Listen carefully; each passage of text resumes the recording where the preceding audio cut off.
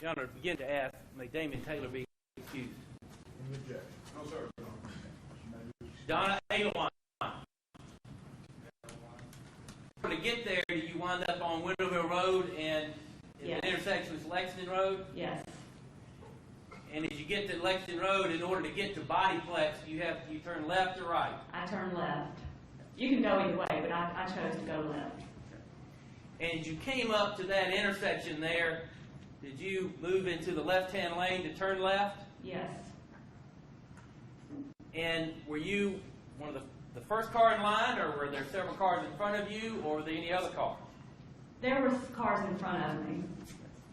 Did you see any cars, and were there any cars in the right-hand lane to turn right? Yes, I did. Were you by yourself? Yes. Can you tell us while you were there what you saw? I was sitting at the light.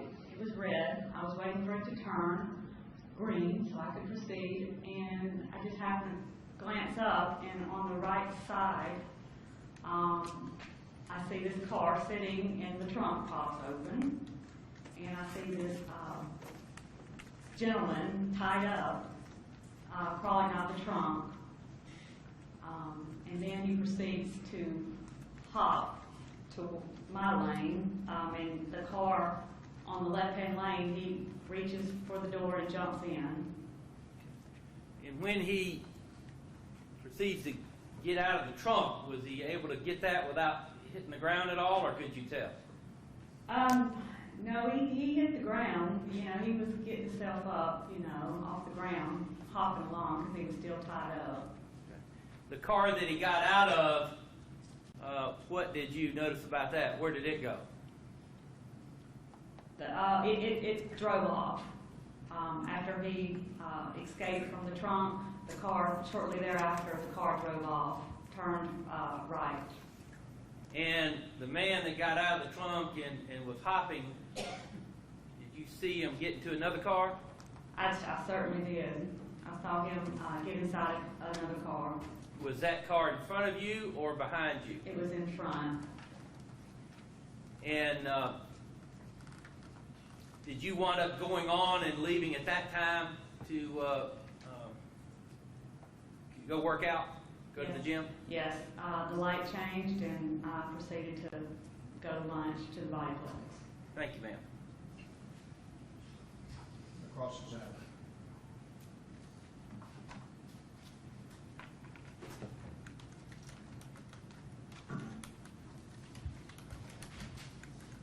Morning, ma'am. Good morning. Thank you for being here. Ma'am, when you was at that red light, how many cars did you see? Did I see where? I mean, when you stopped at the red light, was it several cars, one car, two cars, three? I couldn't tell you how many there were, but there were several cars. Several cars.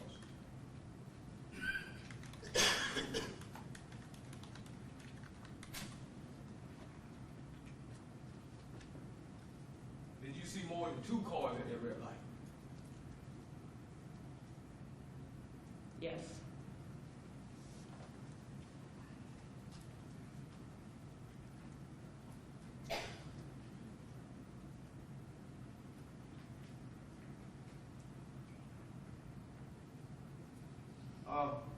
You had an interview with Detective Ivy about this incident, correct, ma'am? Yes.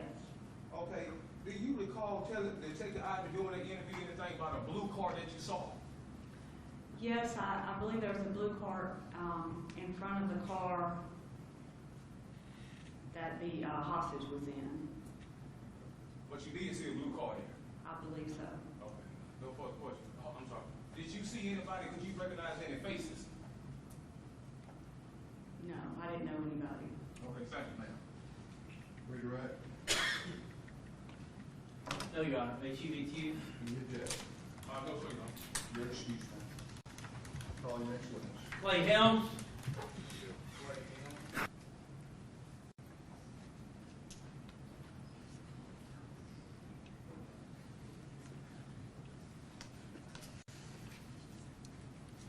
Step up and remain standing for 2 seconds, sir.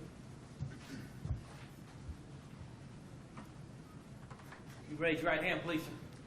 You solemnly swear the testimony you're about to give the court in this matter of State versus Jamie Donnell Hood will be the truth, the whole truth, and nothing but the truth so help you God? I do. Have a seat, please, sir. Would you state your name for the jury, sir?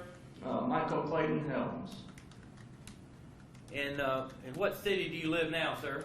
I live in Comer And how long have you been living in Comer? since 2005.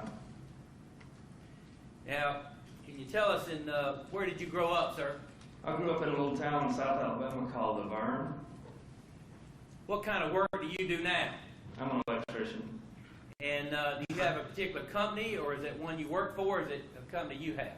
I have Sunvolt Electric, How long have you been in business, sir? 2004. And prior to becoming an electrician, what kind of work did you do? I was an archaeologist. How long were you an archaeologist? Since 92, I believe. And did you take courses in college to basically study to do that work? I did. And what moved you from archaeology, I guess, to becoming an electrician? I got tired of staying in hotels. There was a good bit of travel involved. Quite a bit. Now, let me direct your attention back to March 22nd, 2011, on that Tuesday around 1 o'clock or so. Did you have an occasion to be at the intersection of Winterville Road and Lexington Road there at the Carmike Theater? I was there. And were you in a car or a vehicle? Yes. Were you by yourself or with someone? I was by myself.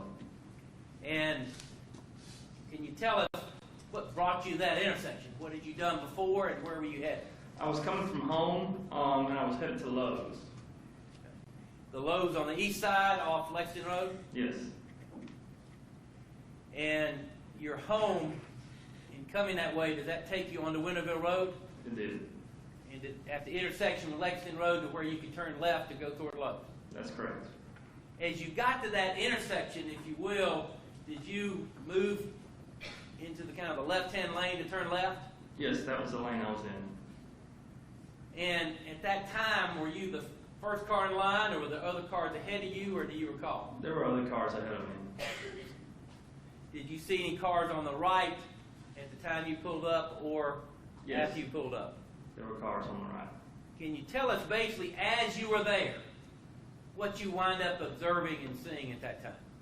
I saw the trunk pop open on the car that was at the first car at the light on the right side, in the right turning lane. And a fellow hopped out of the trunk. His hands were bound, and seems like his pants were down. His ankles may have been bound as well, but his pants were down on his ankles. And he hopped out of the trunk and was in the intersection walking. And when he hopped out of the trunk, was he able to just land on his feet, or how did he land on the ground? As I recollect, he was on his feet. Okay.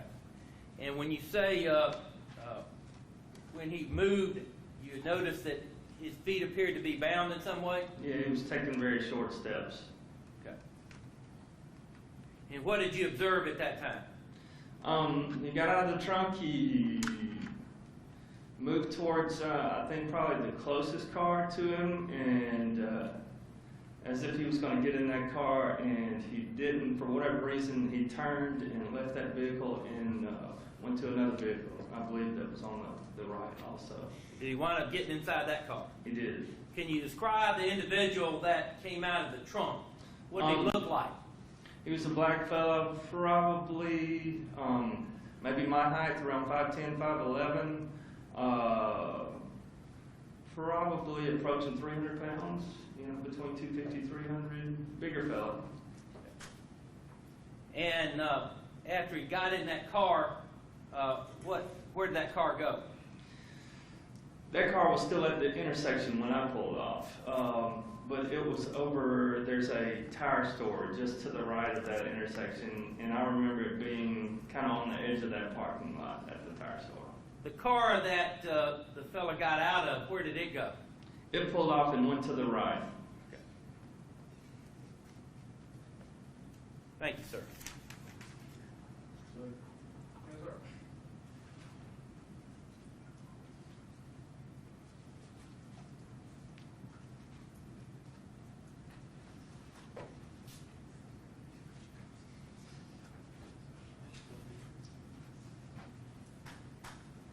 morning, sir. Good morning. Thank you for being here. Yeah, thank you. Mr. Ham, you did a live interview with Detective Ivy and Rebecca Shaw. Is that correct, sir? That's correct. During that interview, I noticed you told them that it was the car behind the Cadillac. Okay?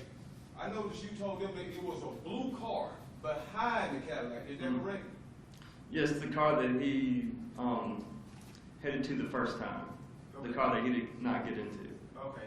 So what I want to focus on, so are you telling me that you saw a blue car behind that Cadillac? I believe my words were it may have been a blue car, and it very well might have been. Okay, so it was directly behind that Cadillac, is that correct? I'm not completely sure, but it very well may have been. Okay, you said he It was got out very of the close. trunk. Mm-hmm. I'm sorry, sir, I'm sorry. Well, So you saying when he got out of the trunk, you said he ran directly to a car and turned around? yes, he went to the car as if he wanted to get in the car, and then was not able to get in the car. He didn't get in that car right behind him, did he? No. And from what you told him, there was a blue car, is that correct? I told him I thought it may have been a blue car. No further questions, sir, thank you. Redirect.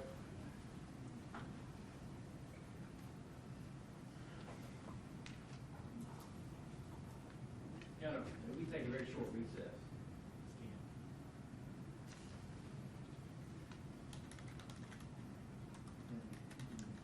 There were some witnesses on the way. I think things went a little bit quicker today than expected, and folks were told it was right to be here. So we need to make sure we know who's out there. I don't think they've arrived from the police department, at this time. So we take a very short recess. All right, I'll ask you to go. Thank you. And this would be excused, Judge. Well, that would be another question. Okay, we can deal with Objection, it. you're excusing this, No, sir, no, you're excused.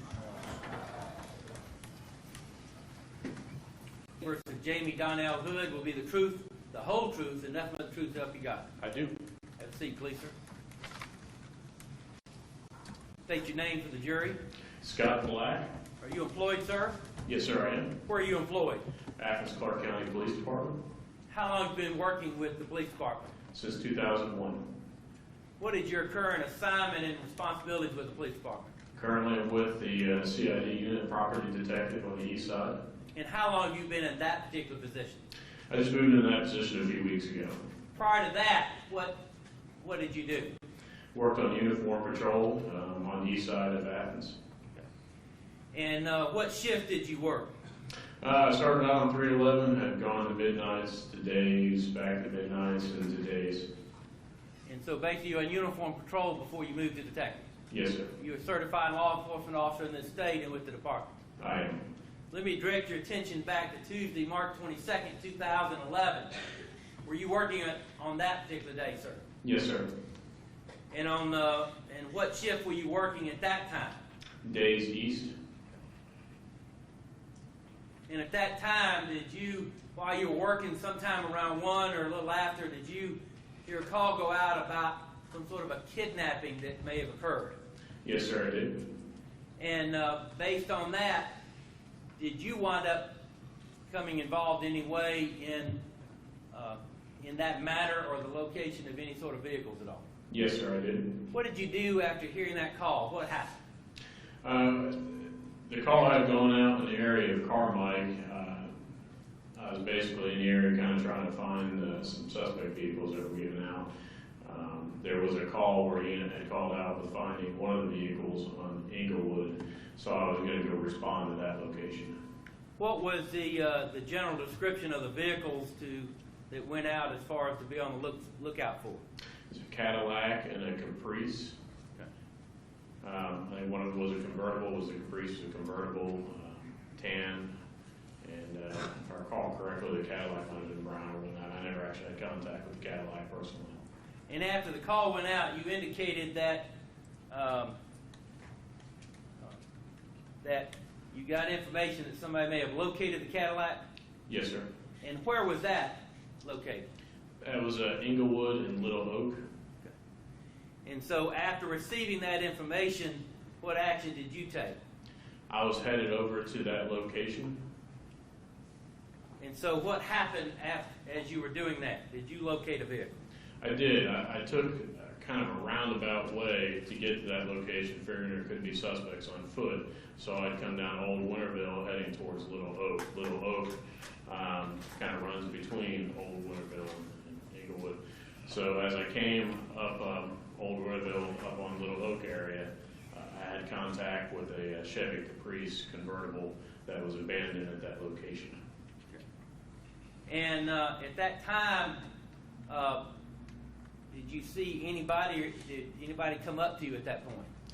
Yeah, after I made contact with that vehicle and cleared that vehicle, I had contact with a subject who told me he had seen some...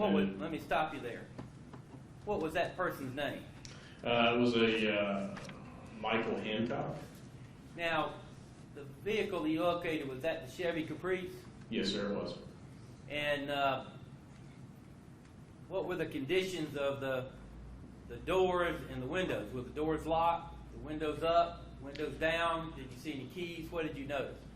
If I recall, the doors were down and unlocked, the keys were in the car, and there was no one in the car at the time. When you say the doors were down, you mean the windows were Or down? windows, I'm sorry. Yes. And after speaking to Mr. Hancock, did you put out any information at all? I did. And what was that information? Mr. Hancock had relayed to me some suspect information or some persons he had seen, rather, that he thought were walking away from that vehicle. I put out a description of 3 black males, about 17 to 20, 5'6" to 5'7", wearing some bright colored clothing and shorts. One of the males was light-skinned with short dreadlocks, wearing kind of a white muscle shirt. One of the black males was a medium complexion, had a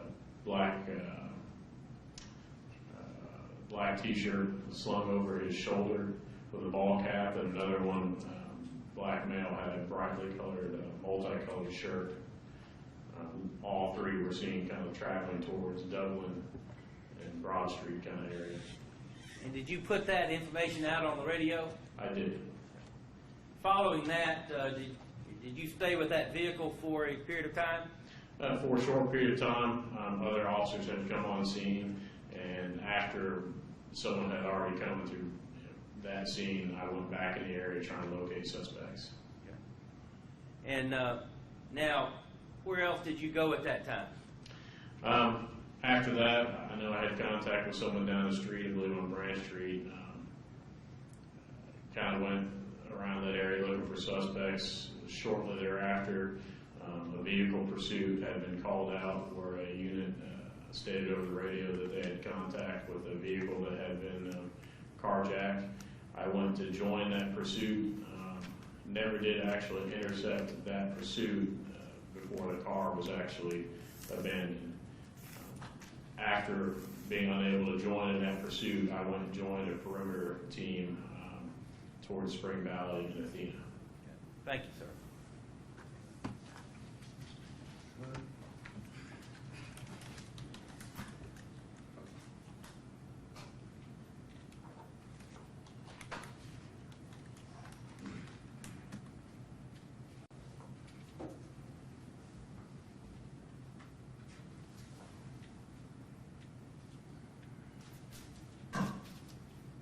Morning, sir. Morning. Morning, circumstance. Appreciate you coming. You said you had contact with Chevy Caprice. Yes, sir. Did you personally see anybody leave that car? I did not. Or you didn't see nobody? I did not see anybody leave that vehicle. Okay. You stated that the one was down and you cleared the car. Could you explain what you meant by you cleared that car? I confirmed that there was no one inside the vehicle. Did you do any type of search? I did not go in and search the vehicle, no. I was just checking to see if anybody was inside. You stated there were some keys. How do you know some keys was in it? I could see the keys in the ignition. Okay. So why did somebody leave keys in the car? No, he can't speculate as to why somebody left the keys in the car. Understand. But there were keys in that car. Yes, sir, there were. So you didn't check it on fingerprints to see who may have had that car or nothing like that? I did not. Why not? That would not be in the scope of where I was responding to that particular situation. When you agree that fingerprints would have been very helpful in the case of who really was driving that car? I would agree fingerprints would probably help, yes, sir. But you didn't see nobody. Did you see me, Jay the Hood? No, I did not see you, sir. Did you see anybody get out of the Cadillac? No, I never had any contact with the Cadillac. So as is it fair to say that nobody that you know of got any fingerprints off of Jadon Brooks' car, the Caprice that you found? He can't answer that. First of all, he said that wasn't the scope of his work, but in addition, in order for you to say that, he'd have to talk about what other folks may have done after that, once the car was released to other people.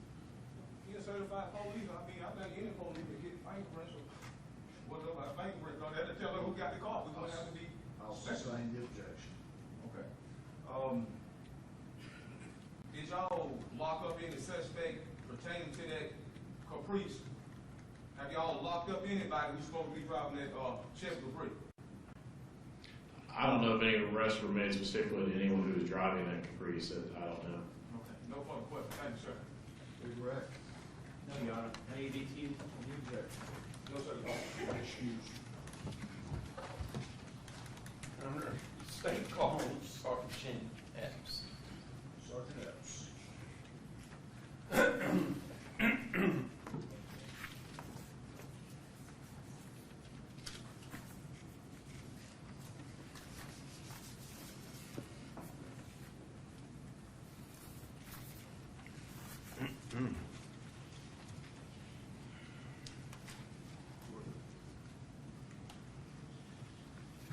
Sergeant, do you swear or affirm that the testimony you're about to present before this court shall be the truth, the whole truth, and nothing but the truth? So help you God. I do. Please be seated. Can you state your name and spell your last name for the court? My name is Omari Epps Jr., Aubrey, Epps, And where do you work? Athens, Clark County Police. How long do you work for them? With Athens, Clark County, we're coming up on 19 years. All right. Any previous law enforcement? I started my law enforcement career with the Clark County Sheriff's Office. Worked there for some time in jail operations and briefly in warrant service. I left there and went to Barrow County Sheriff's Office as a road deputy for a short time.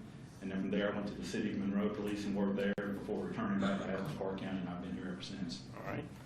So back in March of 2011, what was your assignment? At that time, I was detached to the Northeast Georgia Regional Drug Task Force as a supervisor. Worked in a plainclothes status, and we were a multi-agency task force. We covered Oglethorpe County, Oconee County, Clark County, and the University of Georgia, and I also participated with the GBI on the state meth lab team responding to meth labs all over North Georgia. All right. And as part of this drug task force, what sort of things did you do? On a daily basis, primary responsibility was supervising other case agents. In addition to that, I worked cases myself, participated in surveillance, helped process evidence, maintain case files, communicate with the court systems and other partnerships like other agencies, DEA, ATF, agencies like that.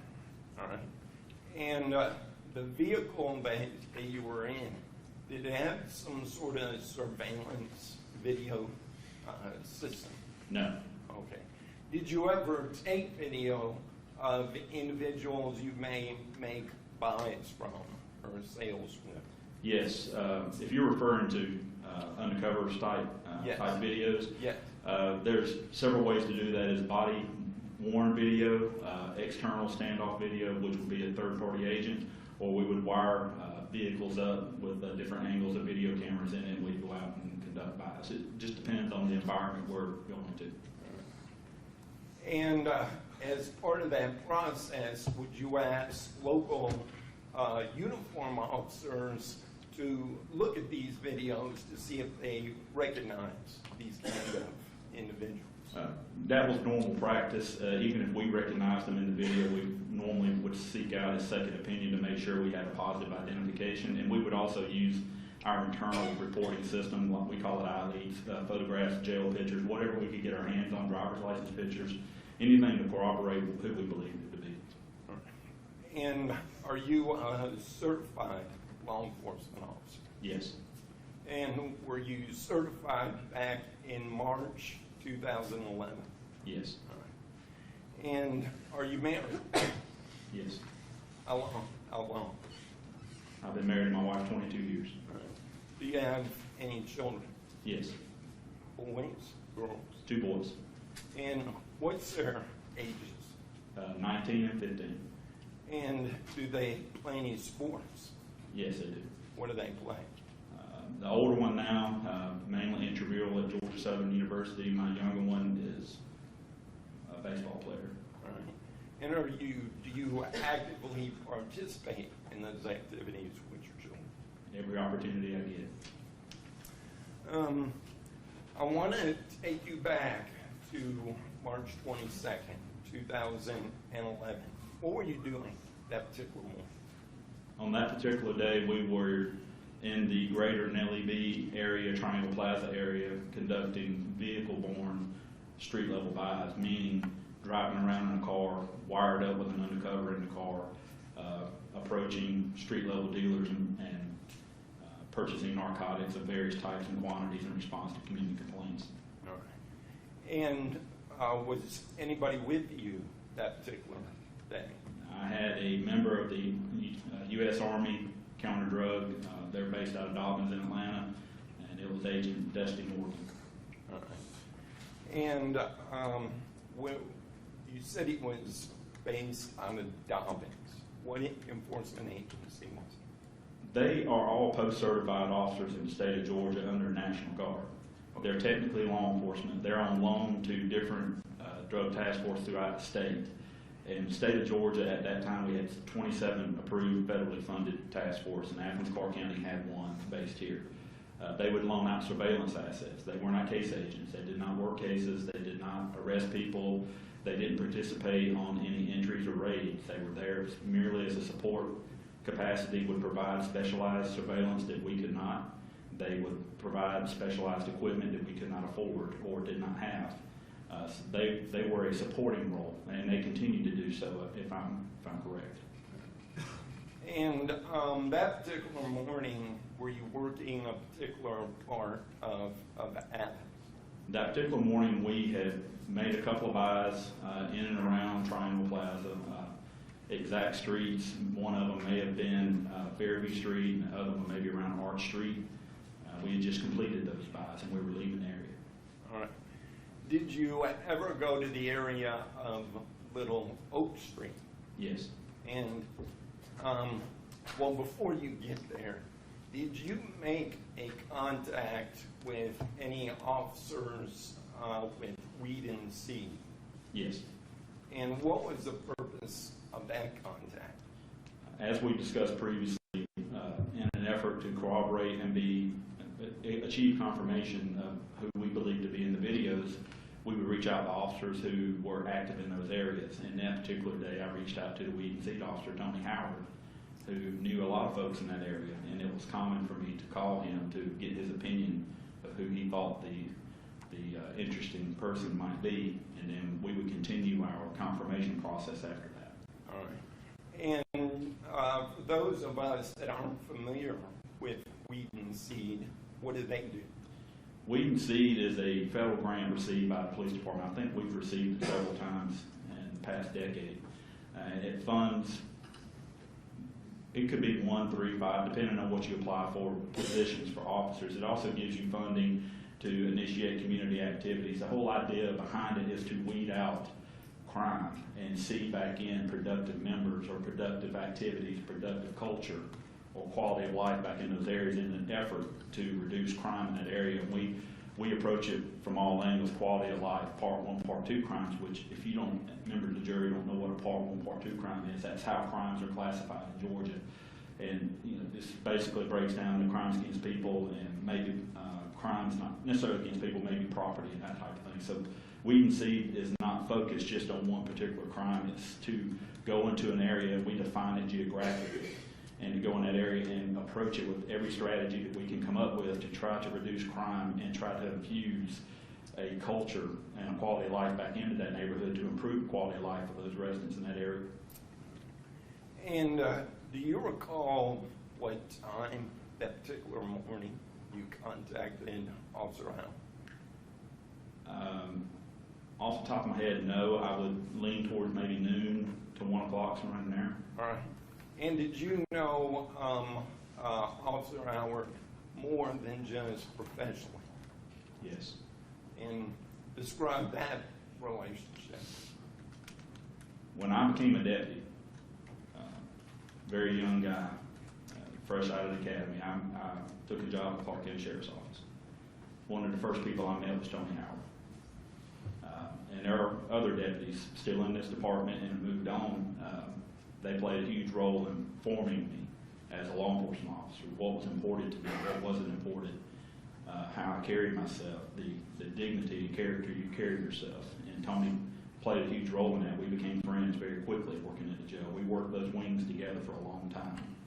And when he made the move to the police department, I was in my stint outside the county, and then I came back. And we continued that friendship. And he was someone that I could go to, that I could trust. If I showed him a video when I went to the task force, if he didn't recognize him, he would tell me that. There was no playing around. He was honest with me at all times, and we worked together very well. And when I needed something, I could call him at a moment's notice. He was there. All right. Now, when you contacted him that morning to see if he could review some videotapes, was he able to meet with you? No, he wasn't, which was unusual. I Why? gave him a call, and we were leaving the area. And part of the process when your undercover's leaving the area is you provide their backup. You watch them and get them out of the area. Once you get them out of the area, you take a spin back through the area to make sure everything's fine. We haven't been detected. There's nobody identifying the undercover, and then we would leave the area a separate way. We would have a predetermined location to meet. So that particular time, the undercover had already left, and I was leaving the area around Bernie Street, headed to Little Oak. All right. And getting back to my question, why was it Officer Howard couldn't meet with you? I called him, and I guess the meat potatoes of the conversation, hey, Tony, I got a video for you to look at. He says, I'm busy right now, I can't make it over there. I said, okay, what's up? He said, I think we just had a carjacking. I said, okay, well, just give me a call when you're done. Let's get together. We're going to go somewhere and get some water. It was hot. We're going to go get some water and hang out and look at the video and process the evidence, that type of thing. So I broke contact with him, and as we were leaving, I continued down Bernie Street and made a right, which is westbound on Little Oak. And let me stop you right there with a map of that area and assist you in explaining to the jury what you observed. Okay.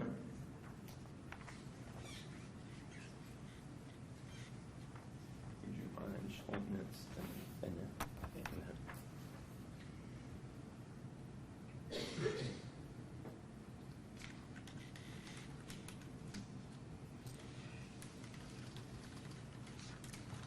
All right, Sergeant Epps, I'm showing you what's been marked as State's Exhibit 43.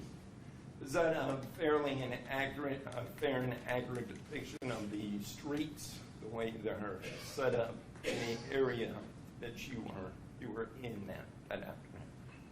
It's a fairly simple street map. It doesn't capture every cul-de-sac, but it gives you the main streets through that area and the thoroughfares. And would that assist you in your testimony? Sure. Yes. Your Honor, the statements under State's Exhibit 43. Any objection? No, sir, Your Honor. 43 submitted.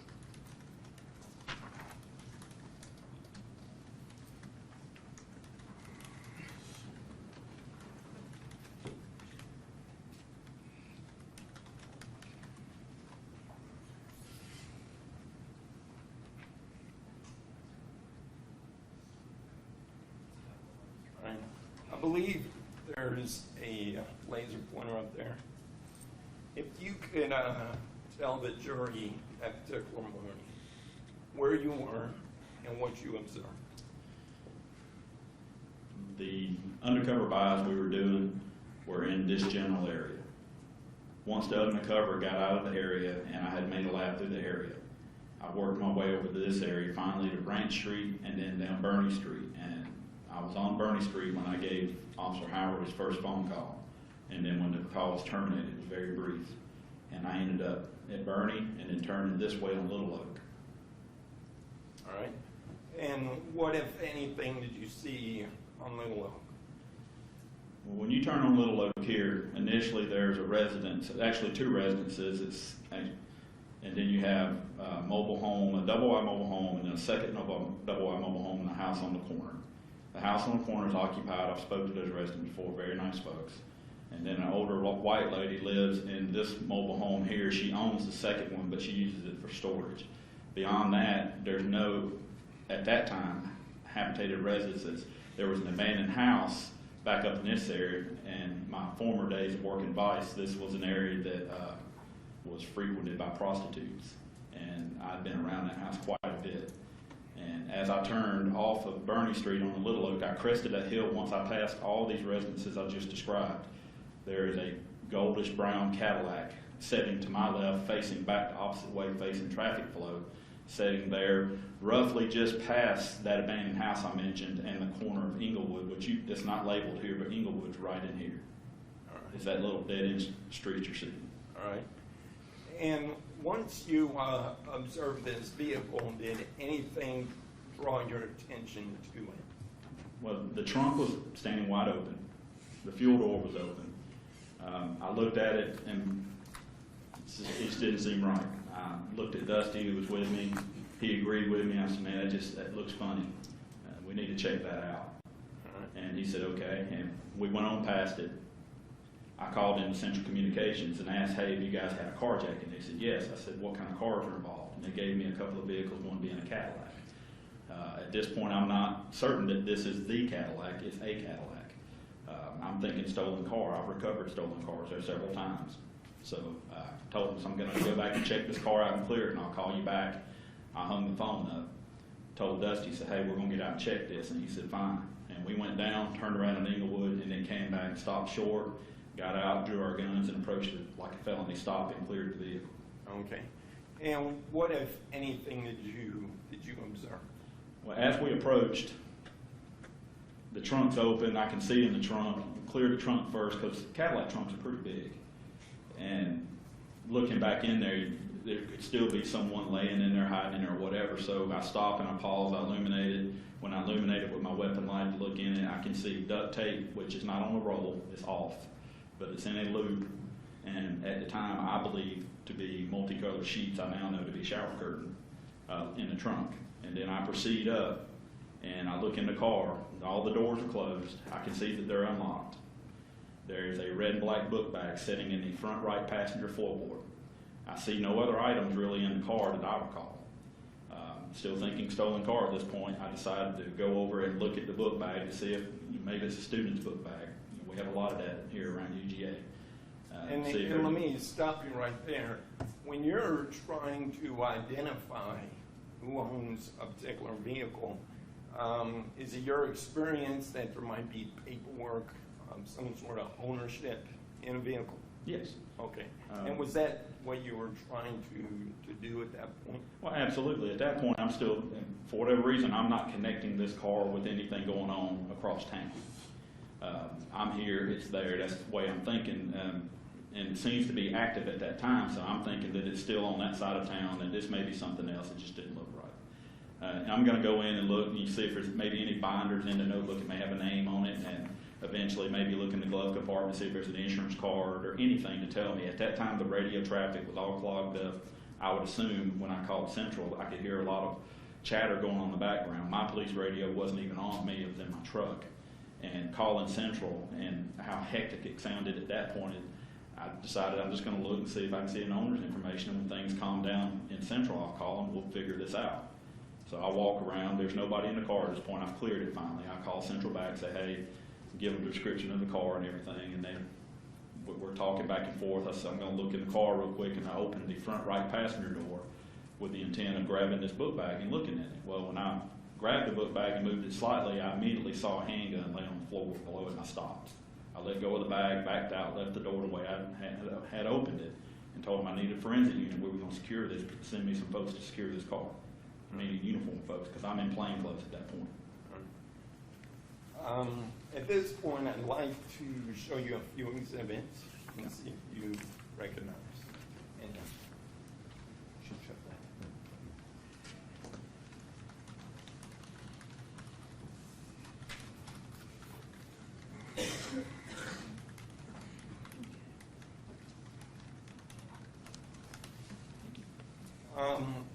Sergeant X, showing you State's Exhibits 44 through 46. Do you recognize these photographs? I do. And do these photographs fairly and accurately depict the vehicle you observed on Little Oak Street on March 22nd, 2011? Yes. Your Honor, the State moves under State's Exhibits 44, 45, and 46. No, sir, Your Honor.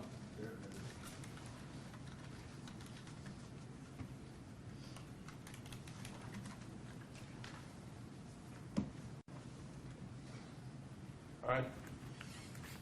Sergeant X, State's Exhibit 44, what are we looking at in this photograph? This is the vehicle I just described. This is Little Oak. If you were standing outside, you could look maybe at a 45-degree angle from this front tire and see the abandoned house across the street that I described previously. This is how the vehicle appeared when I went down past it this way, turned around, and I stopped well short of it. This would be a view about half the distance that I had stopped from the vehicle, and this is how it appeared, minus the police car, of course. But this is the way it would have appeared when I passed it. All right. And obviously there's no residents on that side of the street. Are there any residents on the other side of the street? On that day, no. Yes. There was an abandoned house that wasn't occupied. There's actually two abandoned houses. One is actually beyond this vehicle this way. Since they've started demolition on that house, they're gutting it out, making it livable again. I don't know the status of it now, but at this time, back in 2011, there were no residences. Since then, they've built houses. This picture continued on up on the side of the road here. And as I stated, this abandoned house back down here is being renovated. As far as I know, the one that's well off the road is still abandoned. All right. Now, obviously, when you pulled up on this, you indicated earlier that through your experience of working vice, you handled some prostitution in this area. What about stolen cars? Have you ever recovered stolen cars in this area? Yes, when I first gained employment with Athens, Clark County, I was assigned to East Precinct. And my initial zone was Zone 7, Zone 11, Zone 5, Zone 8, 5 being across Millage, Zone 8 being downtown, then 11. And with the call volume, it was very common to frequent both zones, 11 and 8. And I don't know the exact number, but I know I've recovered, more than 3 stolen cars there. That just seemed to be the place to do it at one time until the residences started popping up and we started patrolling it more heavily, and then it got pushed. And after that, the hot spot seemed to be off Olympic Way. I don't know why it changed, but I guess because there's no residences there. And as far as you know, is this a designated parking area? It's not designated. It's not necessarily illegal under county ordinance. It's to the right of the curb and everything, but as I stated before, there's no residences there. If you would have somebody parking, I would anticipate you would park close to a residence to go visit. There's no reason to park there to go to Church's Chicken because they have a great parking lot, plenty of spaces. There are residences back this other direction. If you walk probably 40, 50 yards down and turn right on Inglewood, there's residences in that dead end, but there's street level parking there. Again, this seems to be the reason I believe that stolen cars were dumped here is you can discard the vehicle there and walk away without anybody seeing you.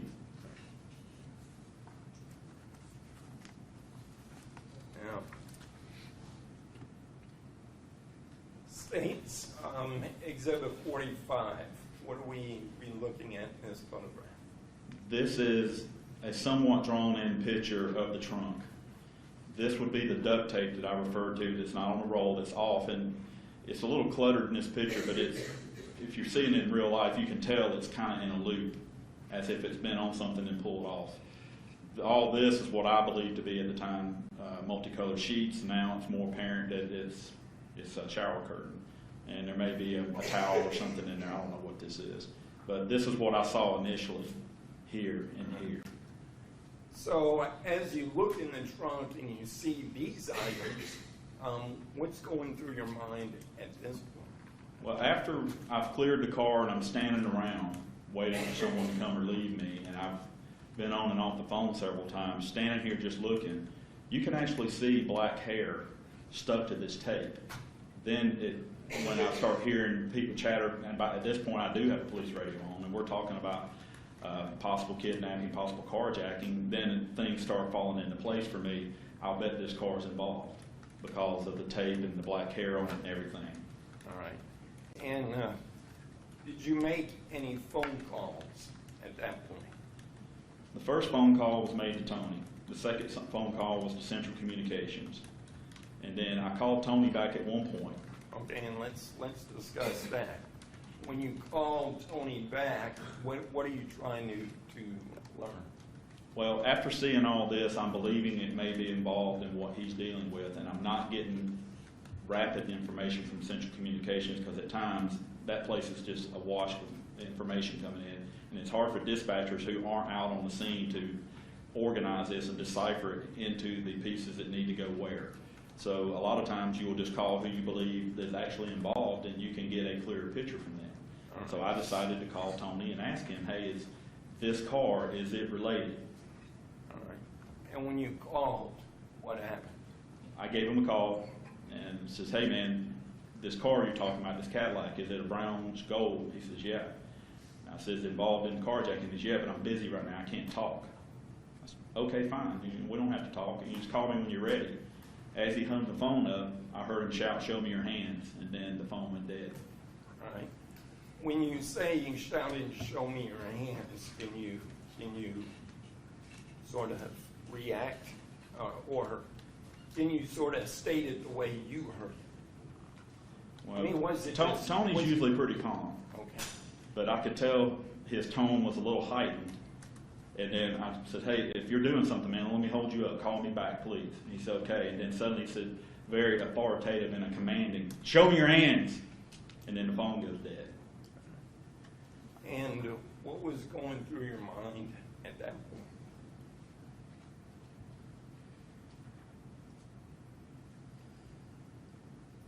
I think I went numb.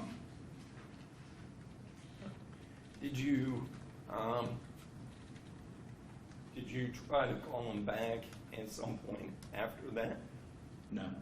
Immediately after that, within a minute, on our government phones that I had at that time, we get what we call alpha page, which goes out to supervisors and command staff.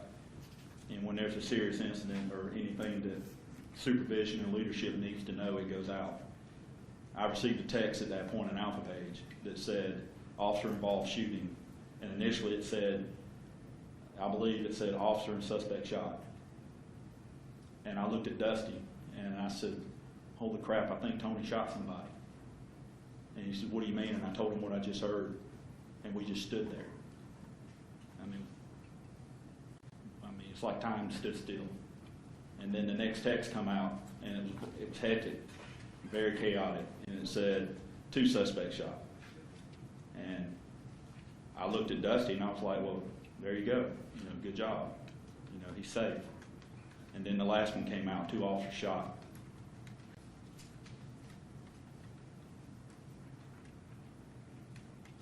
So I didn't try to call it. I immediately got a phone call from Lieutenant Hunsinger, who was my commander, and told me to get somebody to stand by that car now and get your gear and get over here now. And that's what I did. Going back to State's Exhibit 44, I neglected to ask you this. When you first observed this vehicle, was anyone around it, anyone near it? No. And while you were there, did anybody come by and try to take or put anything in the car? No. Before you left that car, was it secured with another officer? turned that car over to Detective Beverly Russell. In my report, I note a uniform officer showing up. I don't know who that is. I don't even recall that personally. The only thing I recall is, it's yours now, I'm out of here. And how long would you approximate you stood by this vehicle before going to Sycamore? Probably about 15 minutes.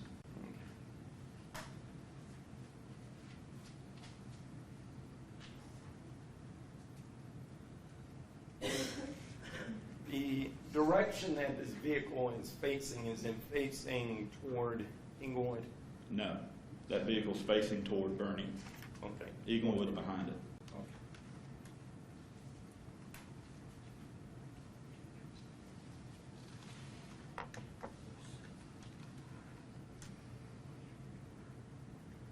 Now, once you arrived over at Sycamore, what happened next? I was approached by Lieutenant Hunsinger, and he said, "We got to roll. You got your stuff," meaning my tactical gear. He said, "Put it on now. We're rolling." I didn't ask any questions. I said, "Yes, sir. Let's go. Let's do this." All right. Did you see anything on Sycamore at that point? Yes. What did you see? I could see Buddy's car and Tony's car on down the road, and a lot of people. Crime scene tape. There was an ambulance.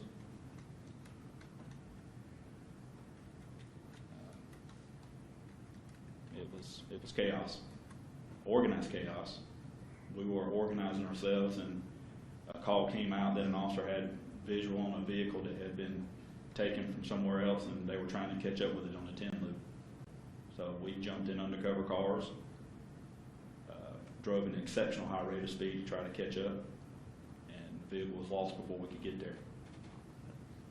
All right. Thank you. No further questions.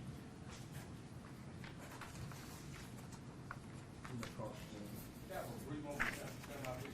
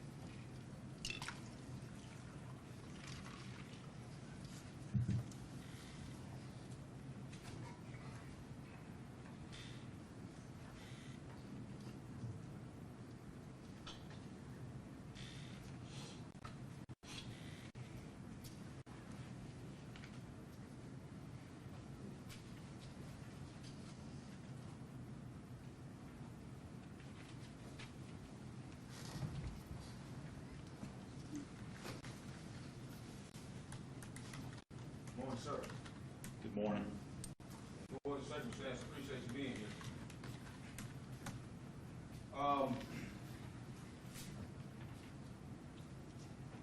You said that you didn't have no idea this Cadillac was involved in a crime, anything, when you first saw it. I think I testified I thought it was stolen. Okay. when you first saw that Cadillac, did you know it was connected to this case? No. Okay. You also insisted that you were working drug task force that day, correct? That's correct. And that you called Officer Tony Howard. That's correct. Is it common practice for officers to communicate by police radio, the radio they got, like the officer got the police radio? Is it common for all officers to have no radio?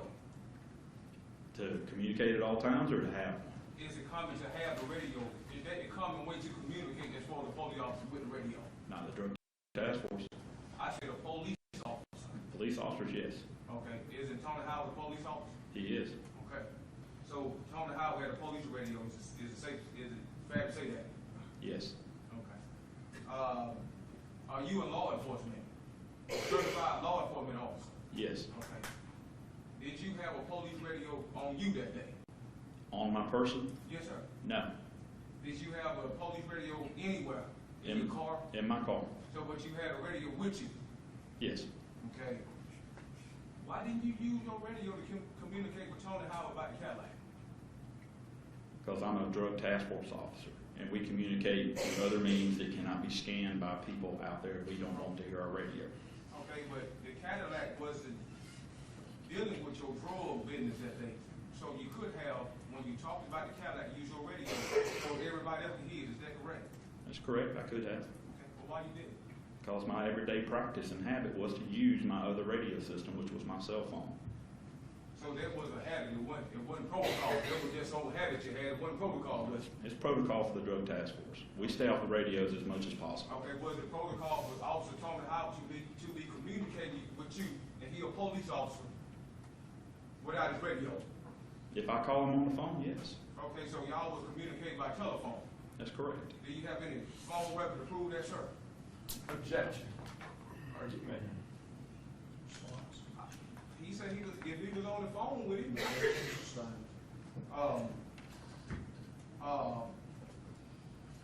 How do we know that you was talking on the phone with Officer Howard? Ask Officer Howard. So now I'm kind of confused because I never heard of officer talking on phones and stuff like that. So I'm not trying to be disrespectful. I'm just searching for the truth, sir. And that's why I asked you that. Your Honor, I'm going to ask that he ask a question instead of this long speech.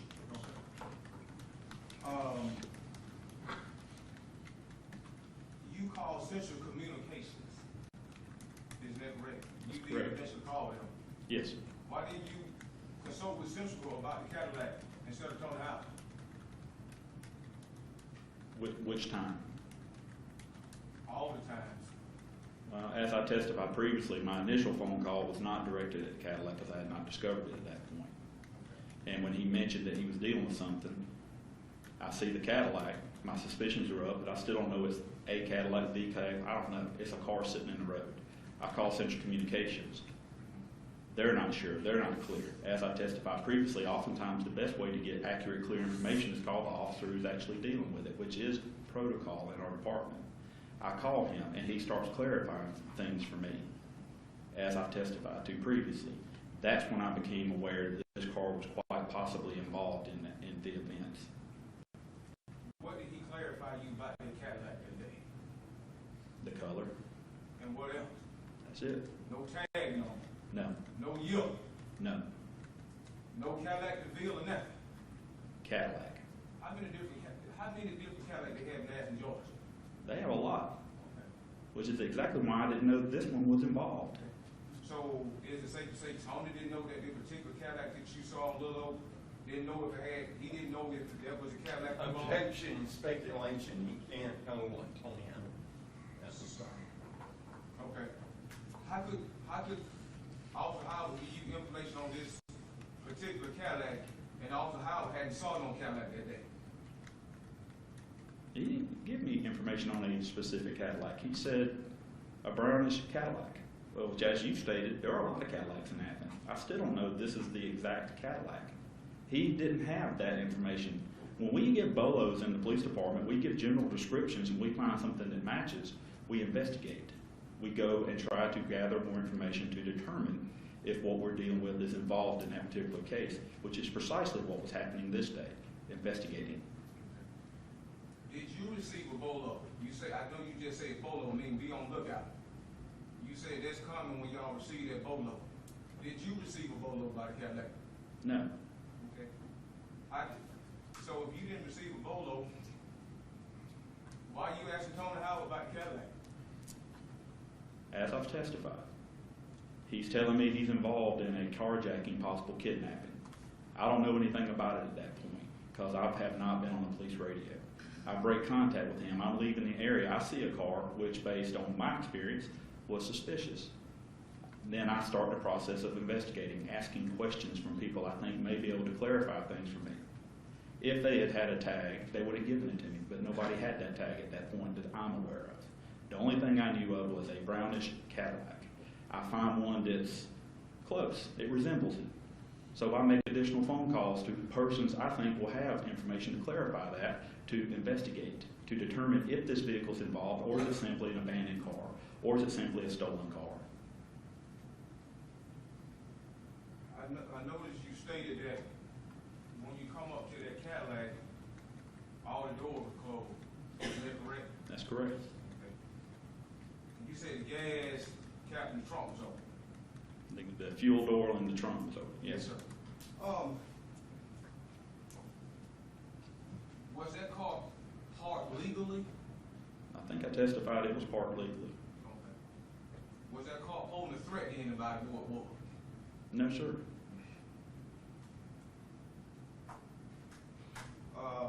I'd like to introduce Exhibit 1, 2, and 3. Well, need to show that the person to be shown each walk the dog.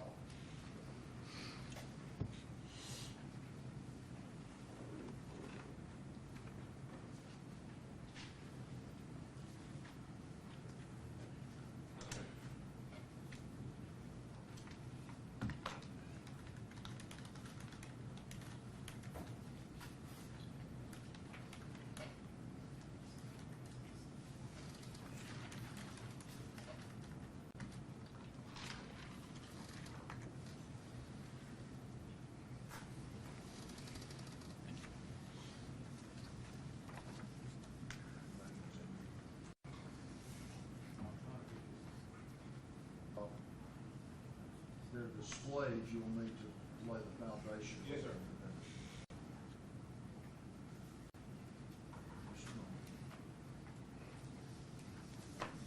Your Honor, does it state offense exhibit 1, 2, and 3?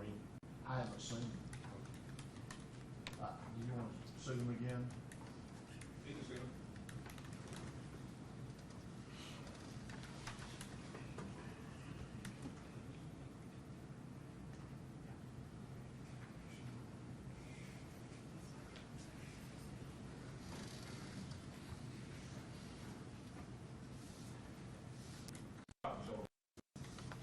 Do you see in Exhibit 1, is that what you saw when you come up on the logo on that Cadillac? Yes. Now, you Your Honor, I'm going to object to him testifying to something that's not been tendered. No objections to stop. Now, when you come up on that Cadillac, door was closed, correct? Correct. Okay. You said that the trunk was open, correct? Correct. Okay. You stated that you opened the door. You opened the door on that Cadillac, correct? Correct. Did you obtain a warrant before you opened the door of that Cadillac? No. Why not? I'm going to object at this point. We need to take something up. I'll ask the jury to return to the jury. The defendant to start sort of implying that some sort of illegal search occurred here is improper and contradicts the court's ruling. That matter has already been determined. So any questions as to the legality of searches or anything like that has already been disposed of. That's my first argument. The second argument, these references to these defense exhibits, there's been no foundation laid, and it's inappropriate as well. You want to respond, Mr. Wray? Yeah, Judge, I did not get into the legality of a warrant. I just asked him, hey, did you get a warrant? I didn't talk about what procedures or what law to get into as we did in that year. I just asked him, did you obtain a warrant? Let's not get into the law part of it. Or do you intend to do that?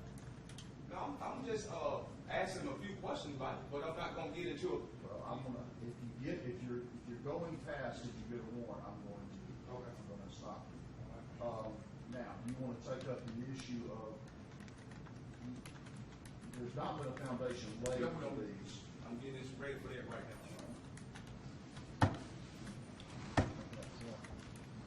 That's loud. That's not.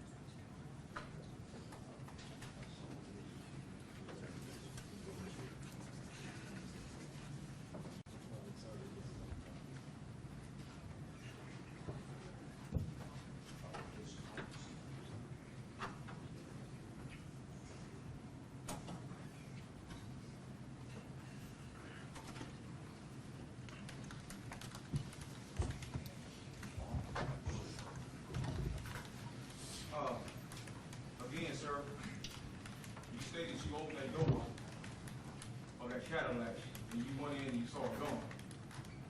That's My correct. question- I thought I was answering your question. That's correct. Okay. My question to you is, did you obtain a warrant before you opened that door of that Cadillac? No. Okay. Do you recognize what you see in Exhibit 1, 2, 3? Your Honor, I would ask you to refer to it as defendant's exhibit. Okay, I'm sorry. Do you recognize what is in defendant? I'm sorry, do you recognize what you see in defendant Exhibit 1, 2, 3?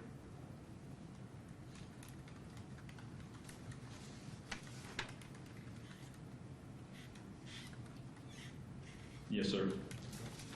Is it a fair and accurate representation of what you saw that day on March 22nd, 2011? Addressing each exhibit individually. Defendant's exhibit number 1 does depict exactly how I found the car, with the trunk open, the fuel door open. Defendant's exhibit number 2, additional doors have been opened that I did not open, the rear door. I'm assuming that was done as the photographs were being taken. I have no idea. I wasn't there for that. Number 3, it is now dark outside, which indicates to me that this was taken well after I've been gone. But you can see the driver's door and the passenger door open. I did not open the driver's door. I did not open anything. None of those papers were in the seat when I was there. Excuse me, I didn't, what? Your Honor, I'm going to object to any cutting off in his response. But I ask he can answer the question. Want to let me get the phone, I mean, I thought, okay, go ahead, sir. I'm pointing out in the photographs what have changed from when I was there. Okay. So in this particular photograph, the red and black photo, this is Defendant's Exhibit 3. Do you want me to attend to the evidence before we get into that? That's up to you as to how you want to say that. Okay. Is that Cadillac you saw? All 3 pictures depict that Cadillac. Okay. Your Honor, I'd like to tell them into evidence, defendant Exhibit 1, 2, 3. Your Honor, I have no objections other than the exceptions that have been noted by the witness. All right. There will be without objection. Okay.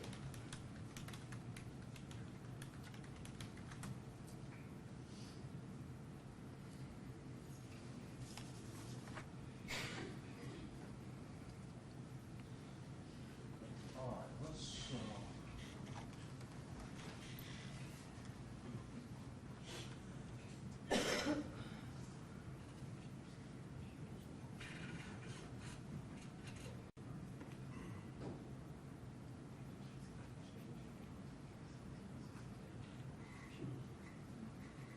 I'm not sure if that is running directly or through your laptop. Do you know? Yeah, it working like the screen. Your screen used to be white. It just turned blue. That's because I switched to the laptop. You think? No, it's on this, sir. It ain't on the laptop. It's on this one. Well, It I ain't fixed. understand, but I don't know how it's running. Let's try that. Okay, now, it should come on now.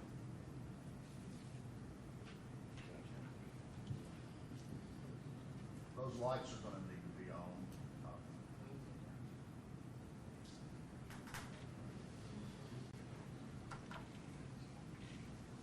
Yeah, I'm ready.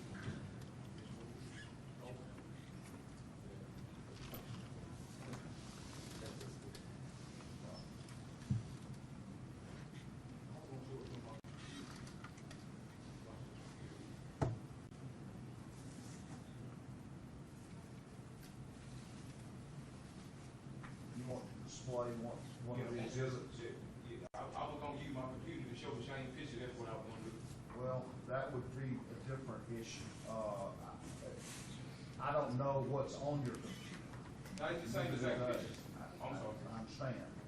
All we would ask is he's going to have to key it up. He's not going to be permitted to scroll through things and display I stuff. can go directly to it without showing that Will difference. that not work to put it on that, Okay, but it can. projector? Is it not coming through? We don't know without putting it on there. If somebody turn it on, I never use it.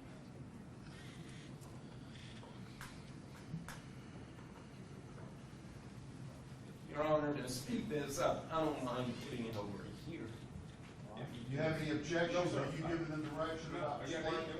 Ms. Davis, if you'll transfer that to Mr. Balkadoff, please. If you'll just tell Mr. Balkadoff which one you want to display. Exhibit number one. But he can do all three of them. He can start with exhibit number one first. Thank you. All right. When you come up on this Cadillac, this is what it look, is this what it looked like when you first come up on it? Yes, When you agree no doors are open at this time on this Cadillac, that's correct. gas top open on it? I Yes, mean, the gas door open, the trunk open. So that's what exactly look as like. it appears in that picture, that's correct. Okay. Can I have exhibit two, please?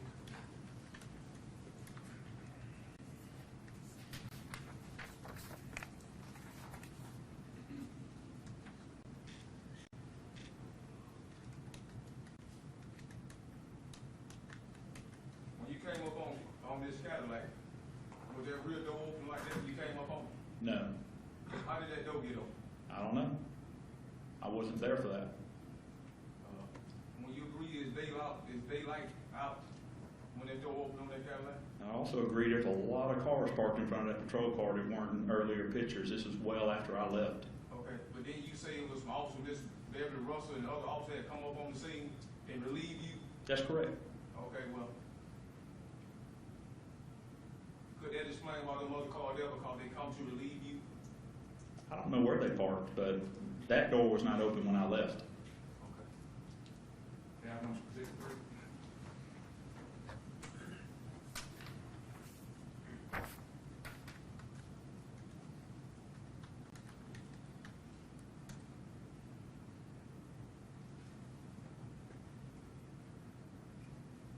Get all over here. I think it's theirs.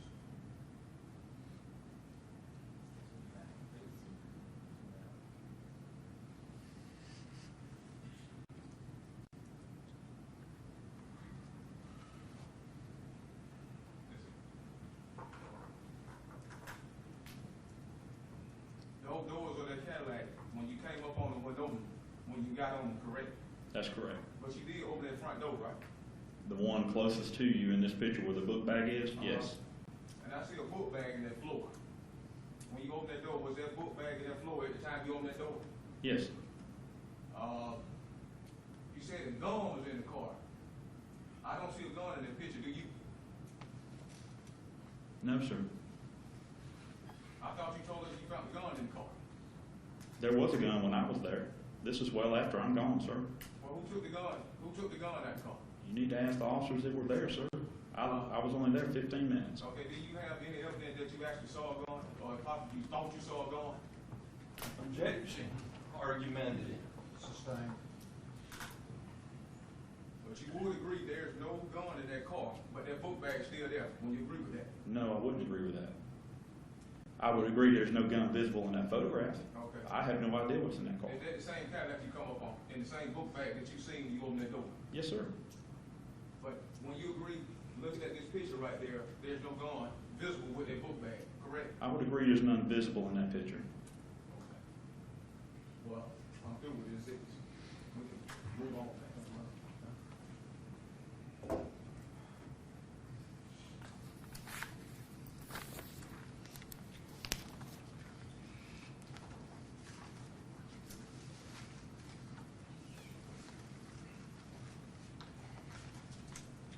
What did you do? I mean, did you relay any message to Miss Russell when you left? Stand by with this car. Okay. Did you tell her that you saw a gun in that car before you left? I don't recall telling her anything besides stand by this car. Would it be normal practice if you had saw a gun to tell her what you saw? It wouldn't be uncommon.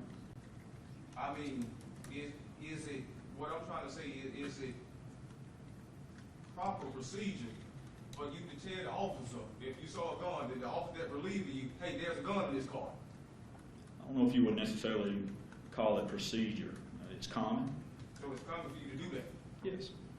So did you tell Miss Russell that there was a gun in that car before you left, after she relieved you?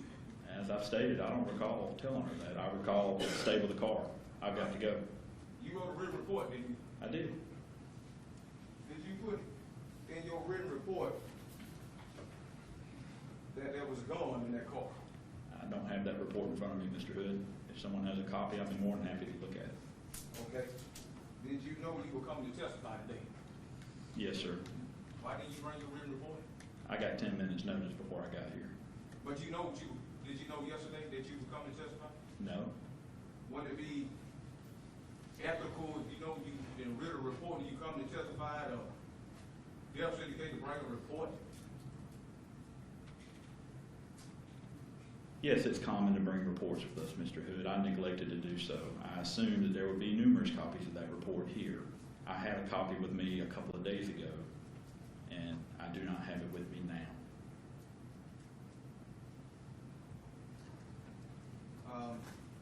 Can we have somebody give them, if it's okay, but they give them a copy of the report? Mine are written on. I got yours written on. So. I don't have one, and they're not required to. I don't know if they do or not. So, Well, do you recall what you wrote in your written report? Verbatim, no, sir. I would have to have the report in front of me. Well, I think I might just have an extra one, Judge.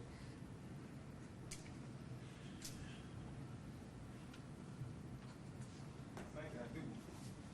show it to Mr. Walker, but you can show it to Mr. Walker off first.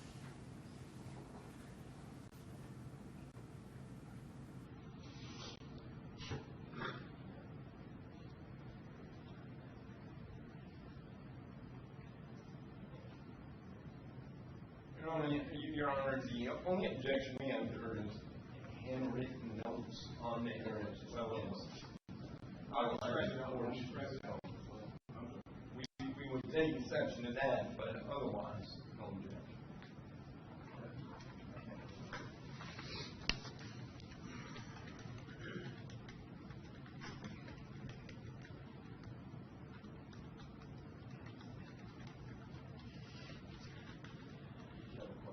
Oh, Your Honor, I was just going to give time for you.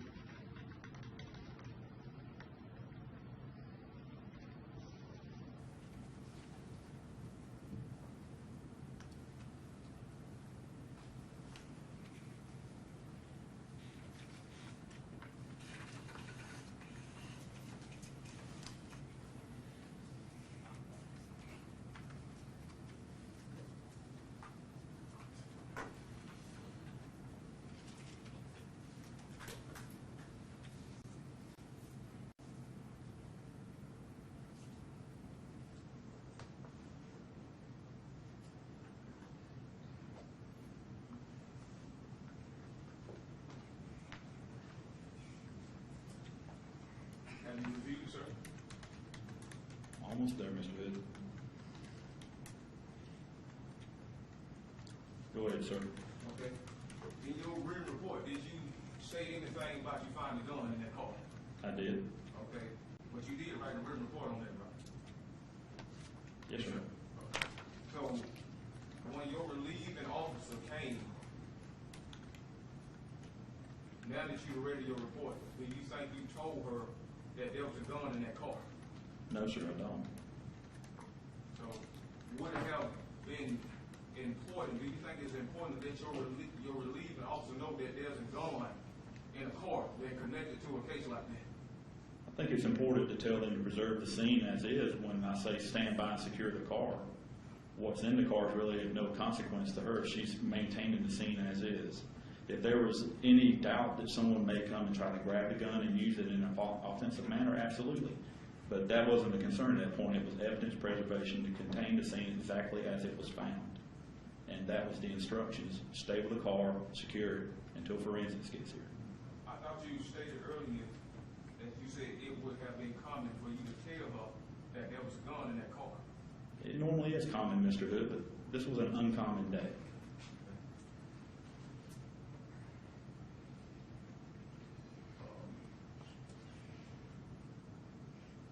You stated that you heard Officer Howard say, "Put your hands up." Could you explain that to her? Why would Officer Howard tell you, put your hands up, whatever? Could you explain that? Your Honor, he can't possibly know why Officer Howard is saying or doing anything speculative.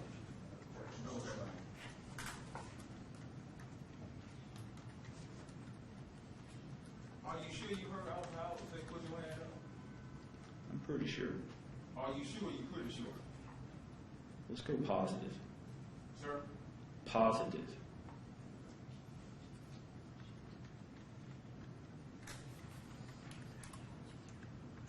Did Officer Howard, did anybody else hear that? Did see any of the officers on duty that day, did they hear Officer Howard say, "Put your hands up"? Well, nobody on my end because it was on a phone. It was my phone up to my ear. I can't speculate what was going on the other end because, unfortunately, I wasn't there. So it wasn't on radio traffic, Officer Howard said, "Put your hands up"? As I testified earlier, we were communicating by telephone, sir. Okay. You said you and Officer Howard friends. Yes.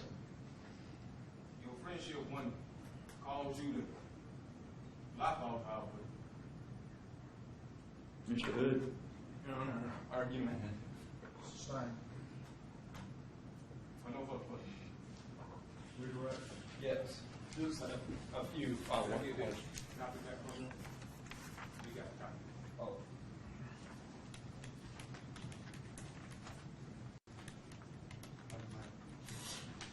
May I proceed, Your Honor?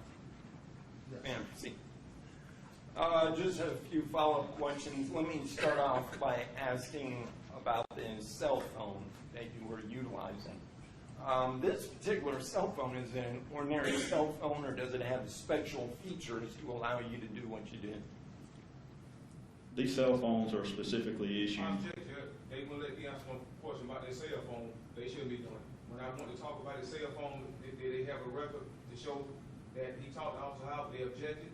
And if they objected to it, they have no business asking about no cell phone. This is not about records, this is about the cell phone itself, is the question. Objections overruled. Thank you, Your Honor. You want me to repeat the question? No, I can answer it. Okay. The cell phones issued to us in the Drug Task Force are not completely unlike what a consumer phone will be. However, these are under state contract. These are specifically intended to be used by government agencies. They have push-to-talk features. They're not necessarily encrypted, but they're a lot more difficult to intercept than your average cell phone. We choose to use push-to-talk features in cell phones in lieu of radios because everybody in here with a smartphone can put an application on their phone and scan Athens, Clark County frequencies.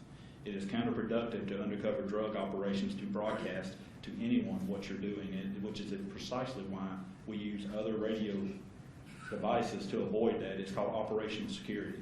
It becomes a daily habit when you do this for a very long time. It is your first go-to as a communication device. Your first go-to is not an open band police radio where everybody can hear it. When you just described this feature of push-to-talk, Does that enable you to communicate directly to certain people that are programmed into the phone? If they're allowed to be part of our net, part of our group, yes. On this particular day, Tony was not allowed. He worked with us closely, but he didn't enjoy the same privileges when it comes to radio security as we did. So I was forced to use standard cellular phone. That's the same option on the phone. Now, with regard to the vehicle itself, did you collect any evidence No. from that vehicle? Did you perform a thorough search of that vehicle? No. All right. To the best of your knowledge, was someone else tasked with that responsibility? Yes. You were asked a question about defendant's exhibit number 3 about a handgun, whether it was visible in the photograph. I want to ask some follow-up questions about that. When you initially moved the book bag, was the handgun that you observed underneath the book bag? Yes. All right. Is it possible that in that photograph that pistol was actually still there, it's just not visible? That is correct. Now, when you turned over this particular scene to, I believe, Detective Russell, you indicated you don't recall whether you told her about the gun at that point. Is that correct? That's correct. Right. My question to you is, were other things going on at this time that you were more concerned with? Yes. What were you concerned with? What was your priority at this point in time? I wanted to turn that vehicle over to others who would be responsible for processing and searching it. I wanted to get to where I could be of most use, where my training would be of most use, and that would be looking for persons involved in this, not standing by with a car. And were you concerned about your friend and colleague, Tony Howard? I was concerned about both of my friends, Buddy and Tony. At that point, I had no idea what their condition was. I only knew they had been shot. One last question. You were asked about something Mr. Howard said, and the defendant kept referring to this, put your hands up. I would like you to look at your report and see if you indicated the exact words written in your report, and see if that would refresh your memory. Okay.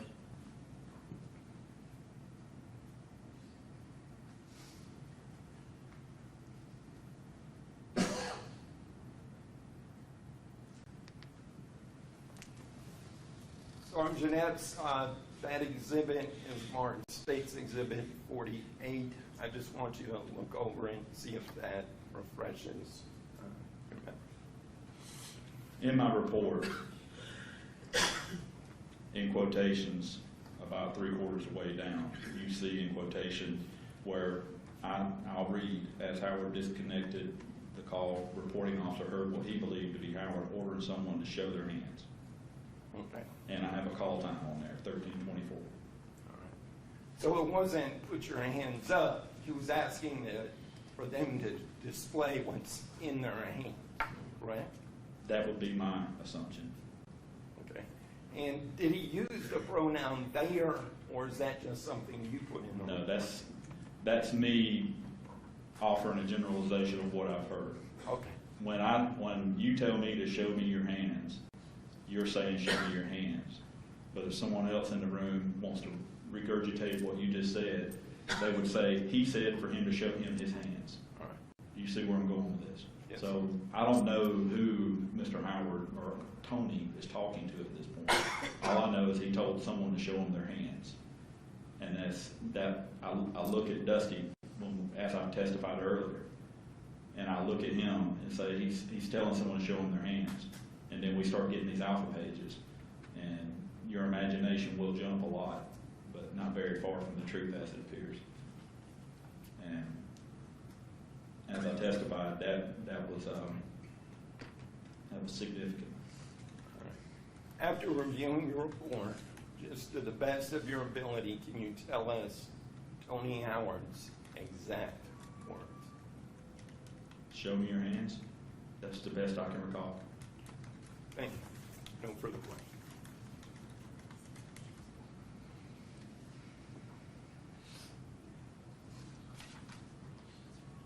Any questions? Brief.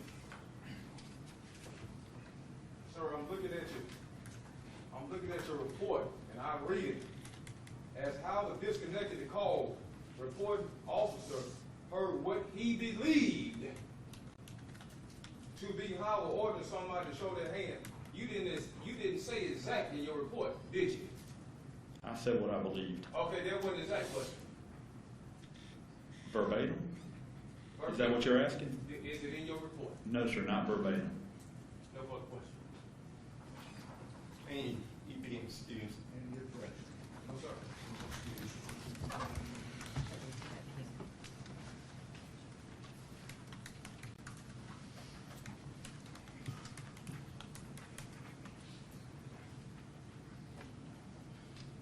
We will break for lunch now. I'll ask you to go to the room. I think the lunch is here, been brought in. We will start back at